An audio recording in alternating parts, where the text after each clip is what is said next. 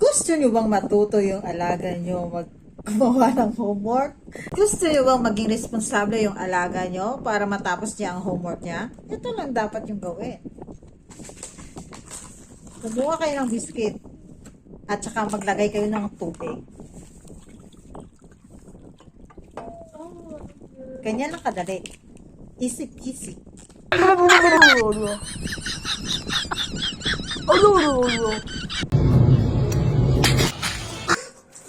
Gusto niyo bang pumunta sa Hong Kong at mag-apply?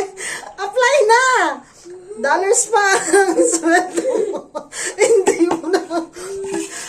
Mahal mo yung sweldo mo kaysa sa nag-uopisina dyan sa Pilipinas. Kaya, alika na! Apply na! Basta